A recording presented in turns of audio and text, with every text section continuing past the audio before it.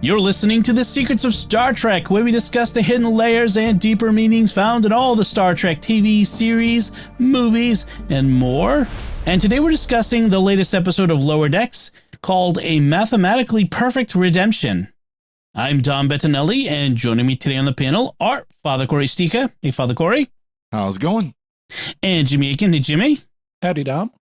Folks, be sure to get your very own Secrets of Star Trek t-shirt or mug or phone case featuring our great artwork that has been done for us, of us as members of Starfleet, by visiting sqpn.com/merch. And you can see the t-shirt right about here if you're watching us on YouTube, where you can now watch the show, our show, on YouTube at youtube.com/StarQuest. StarQuest Media. That might be StarQuest Media. I'm still getting used to it. I'm trying to remember the link. The link is in the the link is in the show notes as well.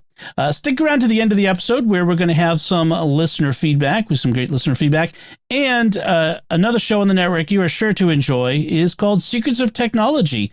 You can find that wherever fine podcasts are found, or at sqpn.com/technology. But now let's talk about this Lower Decks episode. Jimmy, can you give us a recap of what happens? And now for something completely different.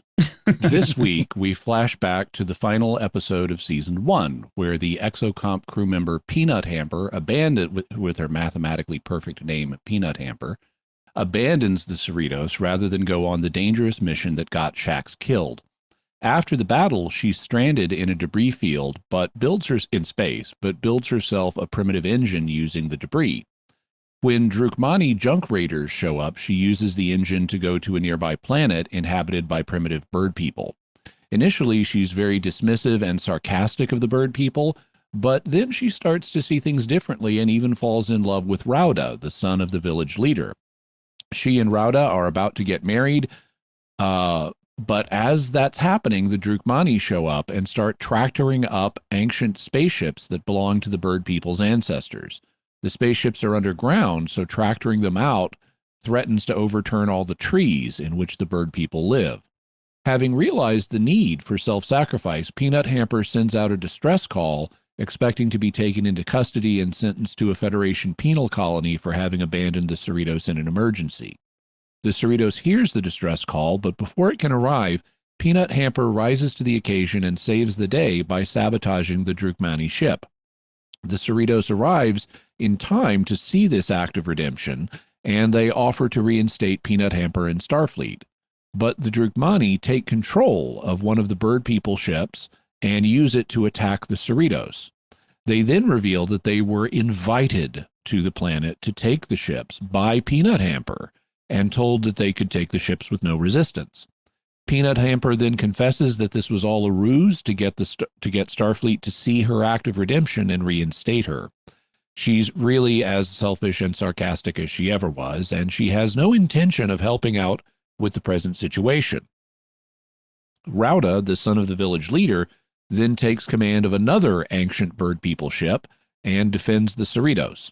In the end, Peanut Hamper is confined to the Daystrom Institute storage unit for self-aware megalomaniacal computers, where she meets Agimus, a similar computer we met in Season 2, and they begin making evil plans together.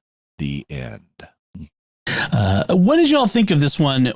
And it was different. I mean, we don't see the Cerritos crew, basically, apart from that very beginning part, till most of the way through the episode.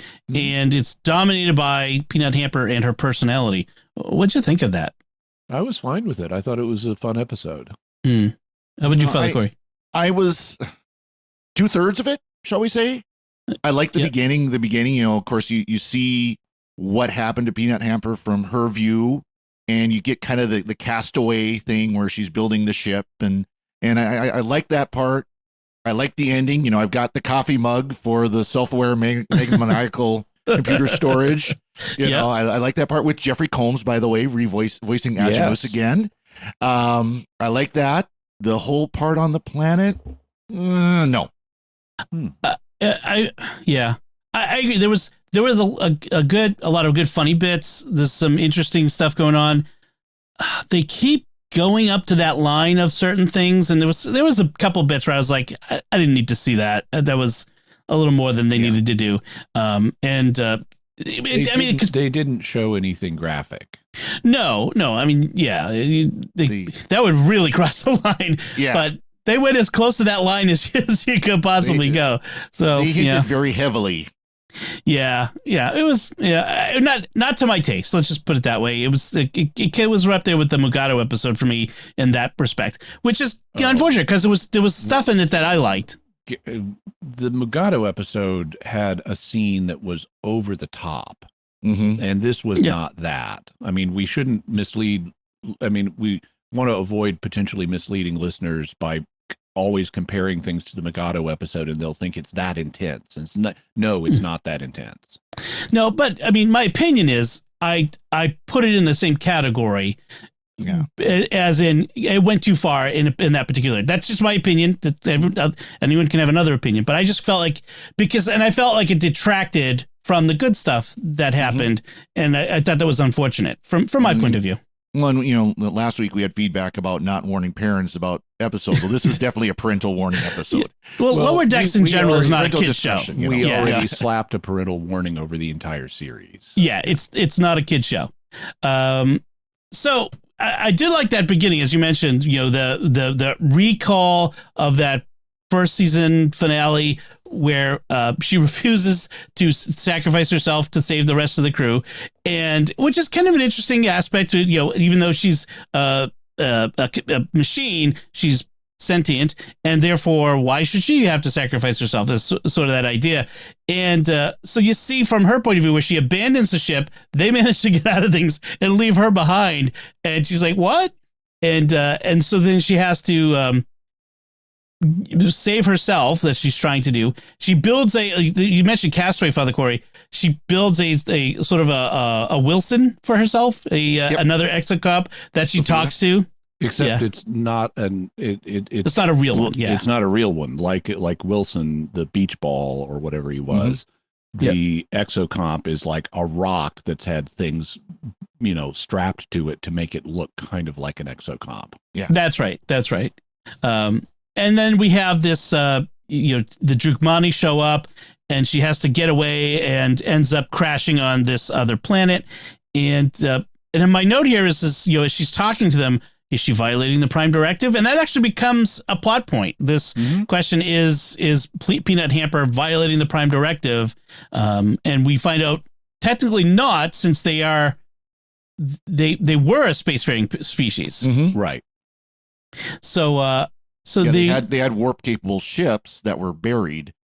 Then they had given that up. They had decided they want to pull. They were tired of the wars and battles in space.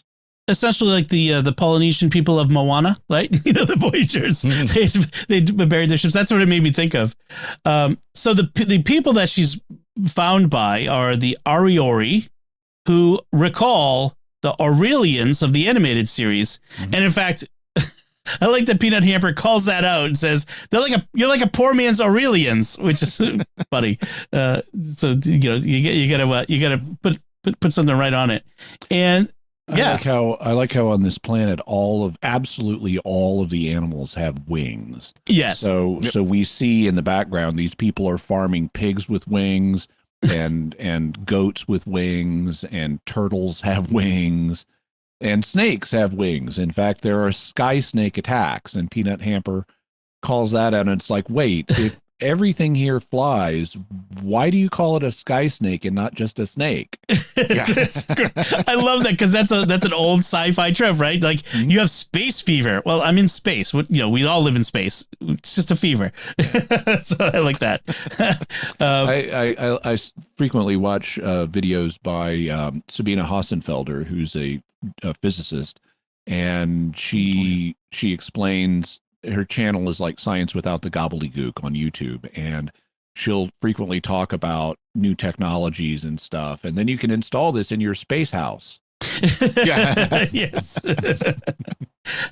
So meanwhile, Peanut Hamper is just so obnoxious and condescending all the time to everyone, until we have the village elder who rescues her and believes in her while everyone else is fearful. and then his son, who is, the warrior and the heir, who also kind of rejects her. But then she heals somebody of a simple illness, and she heals the elder who gets bit by this sky snake. Yeah, and she does other things even before that, where she's actually, even though she's being sarcastic to these people, she's actually helping them. Right. She helps the young to hatch, like they usually mentions that we usually lose most of our brood of hatchlings and only a few survive. She's like, oh, well, just do this. And she's like scans them with something and they all hatch and survive, which it's usually bad for a bird species to help them hatch, but that's okay. We can. Well, even if you did have members of your species unable to get out of the shells on their own, it's like, have you guys ever heard of a rock? You know what you can do with those? Yeah, you could break them open. And so then we have like this falling in love with Rauda, the chieftain's son, and the whole relationship thing. And they eventually going to get married. I love the bit where they're flying together and he's like, Peanut Hamper, you make me want to sing.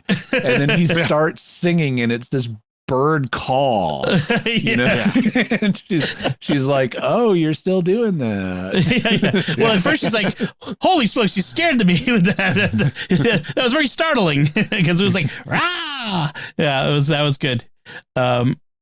So yeah, they were a spacefaring species, and he takes her to this cave and she sees the spaceships below there, and I guess that's where she hatches this idea, no pun intended, to betray them to the Drukmani in exchange for getting out of there, I guess.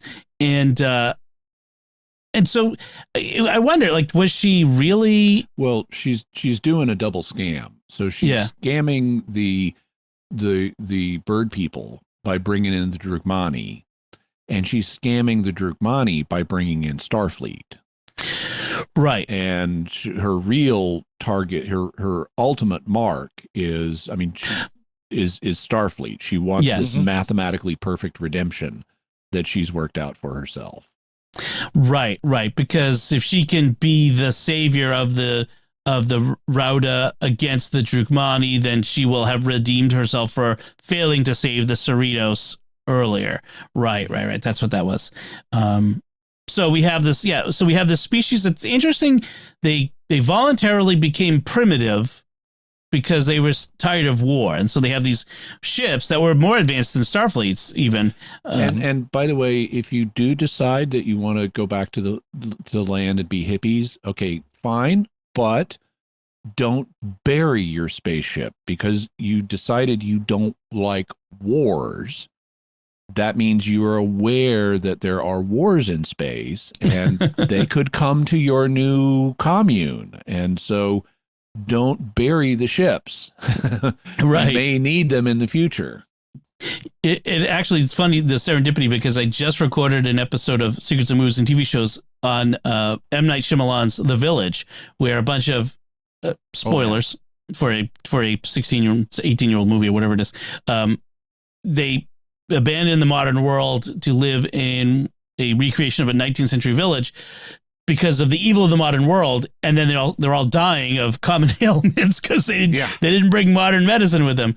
So it's sort of a similar thing where they've abandoned modernity for primitive, and now they're all dying of all these very common ailments and that sort of stuff. So but it's one thing to go back to the land; it's another thing to idealize a previous primitive time. Which they do. So that's when about the time that the Drukmani show up, and the Drukmani captain is another old Star Trek hand that we are familiar with, played by J.G. Hertzler. Oh yes, General Martok. Yeah, Martok. Yeah, General Martok. In Deep Space Nine. So nice to have him back on the show. I like how when he shows up and gets on the phone to talk to the Cerritos, and he's explaining that they were invited there by peanut butter.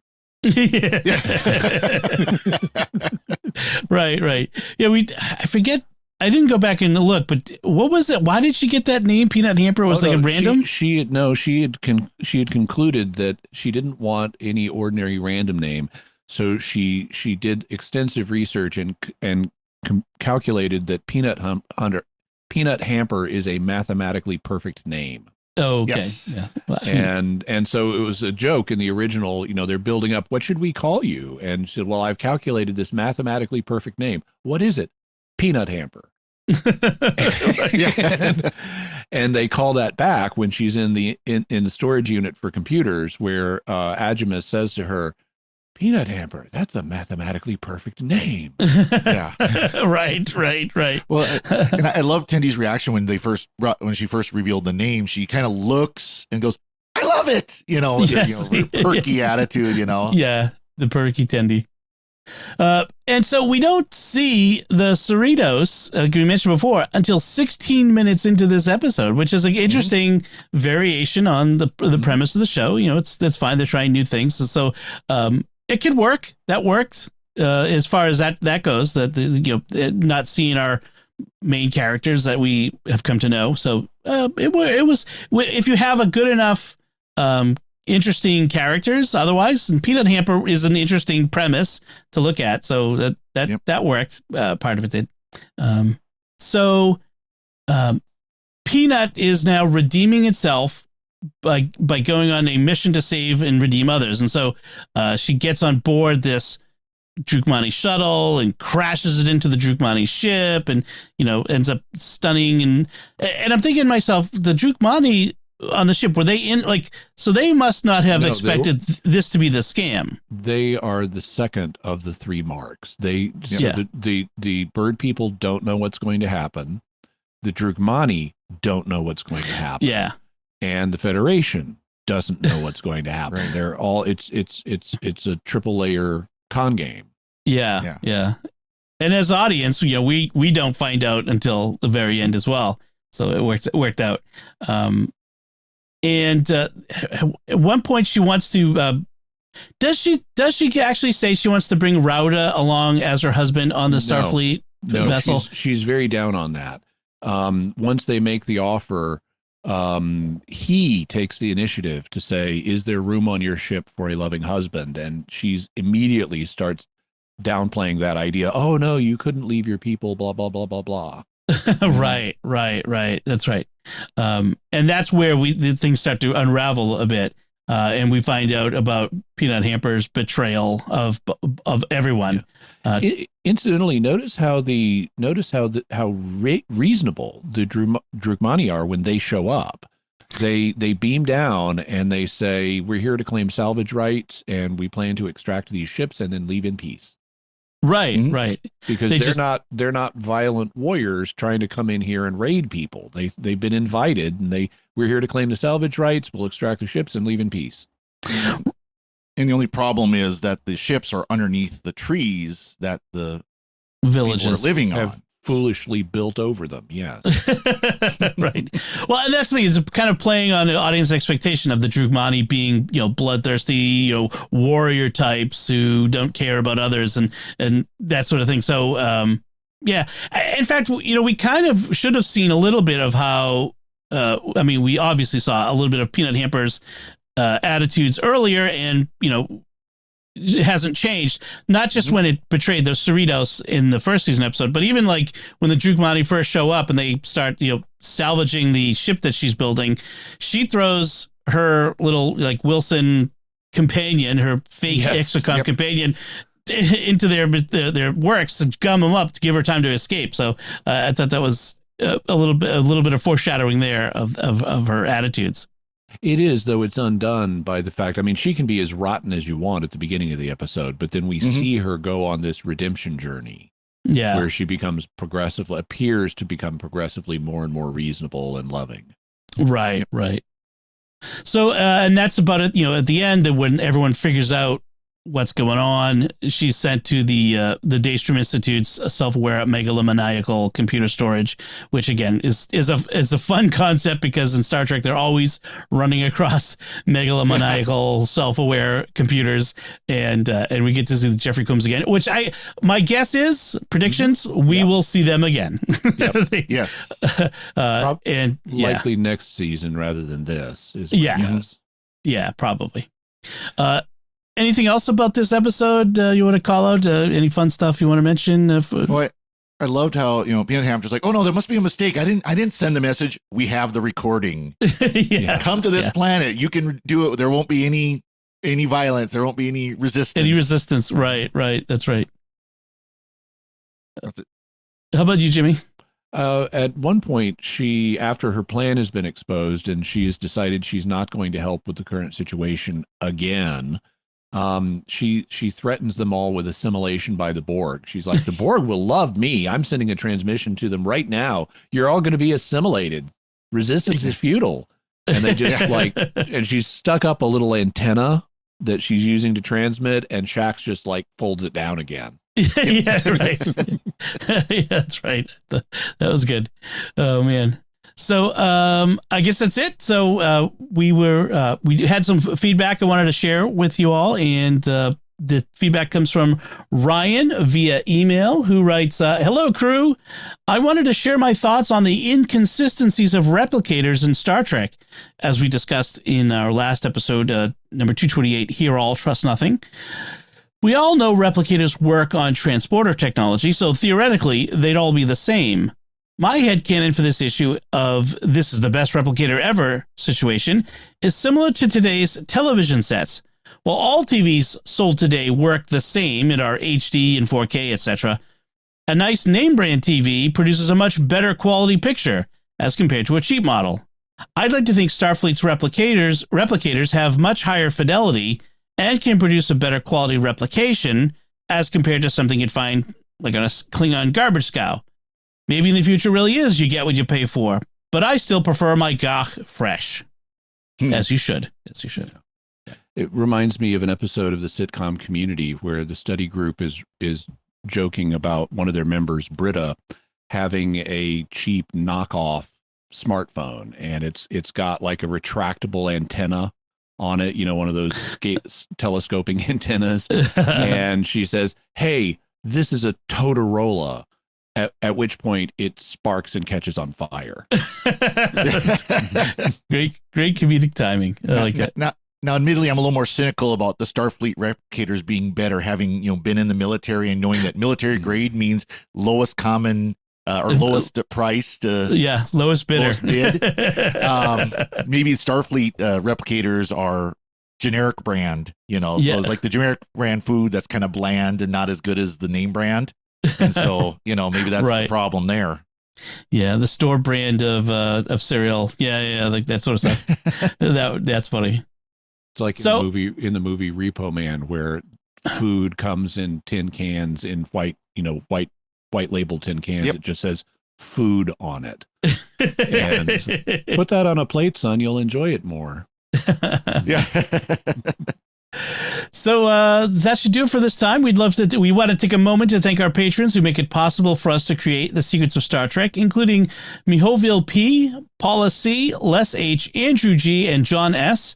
Their generous donations at sqpn.com/give make it possible for us to continue the Secrets of Star Trek and all the shows at StarQuest, and you can join them by visiting sqpn.com/give. This StarQuest show is also brought to you in part by Jacqueline Brown, the best-selling author of The Light series. Check out her new release, Altered, on Amazon or any fine bookstore. Learn more about her and her work at sqpn.com/brown.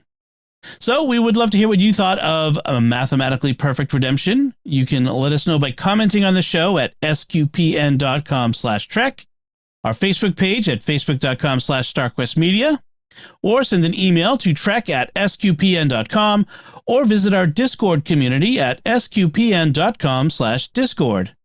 We'll be back next time when we'll be discussing the next new episode of Lower Decks, and until then, Jimmy Akin, thank you for joining me and sharing the Secrets of Star Trek.